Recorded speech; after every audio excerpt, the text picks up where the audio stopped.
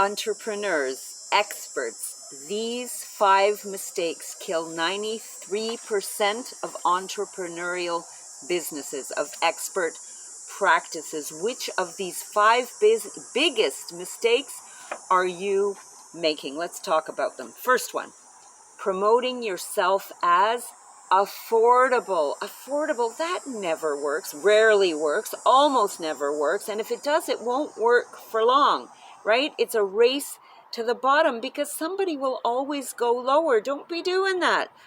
You know that saying, you hear it a lot during election times, when they go low, we go high.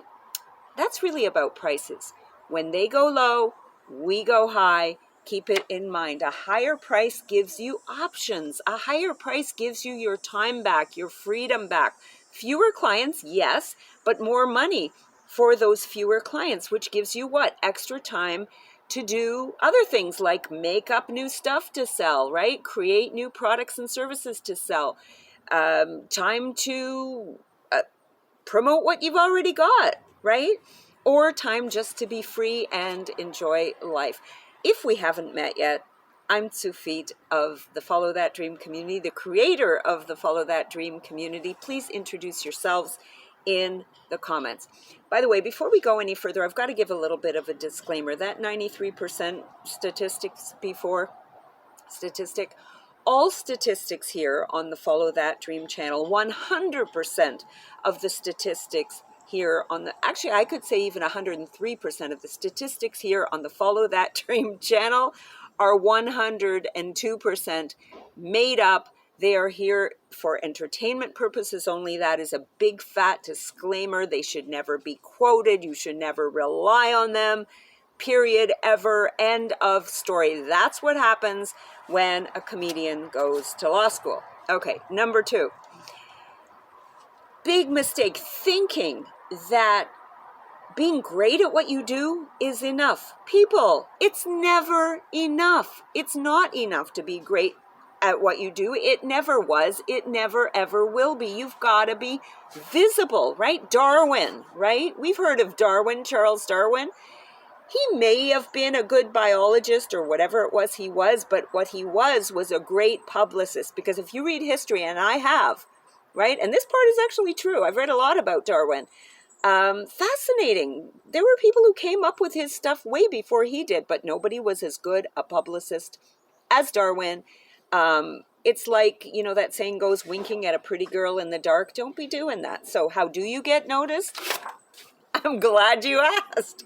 Just happened to have it right here. Step into the spotlight, a guide to getting noticed. But this is not a promo for that. Number 3. Big mistake. And many of us, including myself, are guilty of this. Building your castle on somebody else's land. Don't be doing that. That's exactly what you're doing if you are building your community on Facebook, on LinkedIn, which I am, on YouTube, which I am, on Instagram, on TikTok, or I don't know what else is out there. It's great for attracting an audience. Why is it great for attracting an audience? Because there's a flood, there's a river of people coming through there, right? And if you can get yourself in front of that river and divert it to a little stream and take them to your place, that's great, right? So it's a good place to be, all those places. But if you're building your castle there, if you're building your permanent edifice there, yeah, that's a little bit risky. It's quicksand. You could get banned. You could get put in LinkedIn jail. You could get kicked off the platform. They could end the platform, right? Maybe it's not making money for them. Maybe it doesn't make sense. Don't be doing that. Now, I got to tell you, do as I say, not as I do, because after many years, that is exactly what I'm doing. I'm spending all my time on LinkedIn and now on YouTube. At least I know it. Okay, number 4. I'm not saying I'm not making these mistakes. I'm just telling you what the mistakes are. It's up to you and it's up to me. So, number 4, big mistake. Okay, well, first of all, so where should you put these people that you attract from Facebook and YouTube and LinkedIn and all these places? Where should you park them? Well, you should park them in your own website, on your own website, in your own email list, in something that you own, something that you control, right? I've had websites for over 20 years. I finally kind of released them all because I'm kind of at a different stage of all this. But you really should have a place to park all those fish that you catch. I'm not saying your prospects are fish, but you know what I mean. You should have a pond to put them in, and the pond should be yours. It shouldn't be LinkedIn's pond, and it shouldn't be YouTube's pond. But that said, and here's a huge mistake that a lot of entrepreneurs make, especially at the beginning, is spending a gazillion dollars on a website, spending a gazillion dollars on not just a gazillion dollars, but a gazillion hours perfecting. Should it be this font? Should it be the brand color? Should it be like this? Should it be like that? You know what? Get out there and make a sale, mister. Get out there and make a bleeping sale and see if anybody wants to buy that thing you have. Because if nobody wants to buy that thing you have, ain't no amount of websites that's going to change any of that, right? It's not going to help you, right? So bells, whistles, nah, a simple opt-in page, a simple home page is enough to do it. It's not your website in most cases that's going to bring you the sales. You're the one who's going to bring you the sales, especially for the small entrepreneur, especially for the solopreneur. And the fifth mistake that entrepreneurs and experts always make is the mistake of, let's call it professionalitis. You could call it being boring. Okay, so here's what they do. They leave corporate, like I did. I was a lawyer for years, working downtown Bay Street. That's kind of like Wall Street, only colder here in Canada. They leave that, and then what do? They open up a little shop, they put up a little shingle, and, back in the day, they'd get, what do you call that stuff? Stationery, they'd get business cards. Maybe they don't do that anymore, but they wear a suit, they look a certain way, they sound a certain way. And how do they sound? They sound boring, and I still see them. I still see them on YouTube.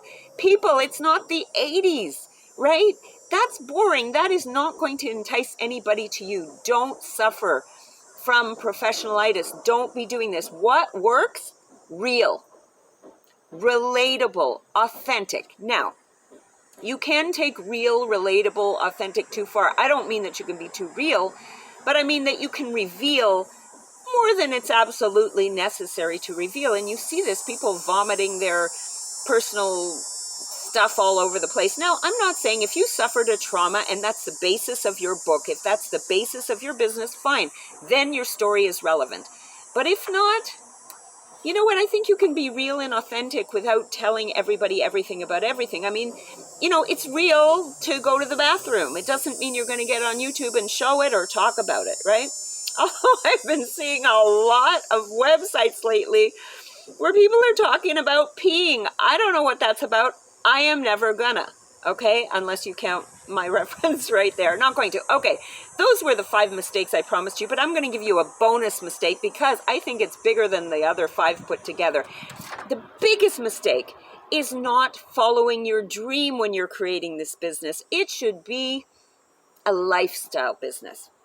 It should be a business that reflects your dream life, how you want to live, where you want to live, how you want to live it, right? A lot of people, we talked about professionalitis, a lot of people leave corporate and they set up their own little shop, and then what do?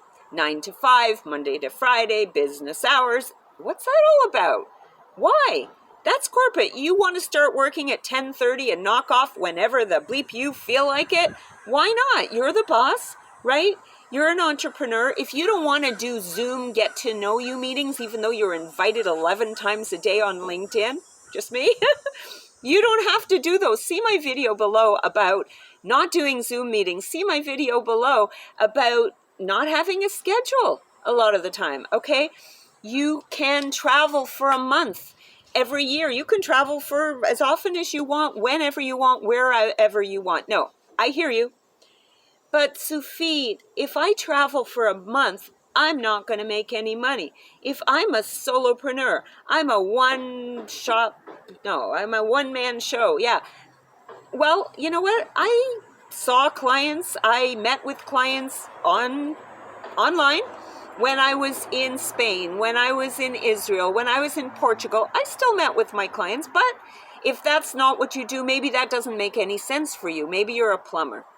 Okay, and you can't plumb in Canada when you're in Spain. I hear you. You're a solopreneur plumber. You're a plumberpreneur. You're a plumber.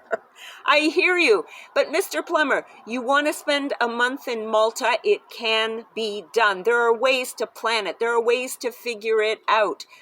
Maybe you know another plumber that you can switch with. He can cover your plumbing jobs when you're in Malta, and you can cover his plumbing jobs or her plumbing jobs when she's in Spain going to her son's wedding. You can do this. If you don't do this, if you don't build your lifestyle around your business, then really what have you got? You've got a job, a very demanding job with no paycheck. How is that better? How is that better? Make it your own dream business. Make it something that excites you. You know, I created this list. I created the idea of what this video was going to be about, sitting in a lawn chair with my feet up, with what do you call it? Chocolate oatmeal banana muffin and some almond milk over ice with a sprig of mint from my own garden. That is living the dream life. Now, of course, there are a lot of aspects to this that aren't anywhere near dreamy, but if you're not at least trying, tail wagging the dog, people. Okay, so which of these 5 things that I shared, the 5 mistakes, and actually I shared 6, which of them made your teeth hurt? Which of them made you go, oh, yeah, I do that, or I don't do that, right? Which of these are you going to focus on? Which of these are you going to fix? Share with us in the comments below. Tell us, confess. I'm still working on 2 of them myself. I'll tell you which 2 they are. They're the quicksand thing, right? I'm building my business on somebody else's land. I've done the other thing before. So that's one I'm still giving some thought to. And the second one is the lifestyle thing, tail wagging the dog thing. Still, there are a lot of aspects to this that I haven't figured out. So I'm confessing, you confess in the comments. This is Sufit encouraging you to like, subscribe, but more importantly, and comment, more importantly, encouraging you to follow that dream. Sufit out.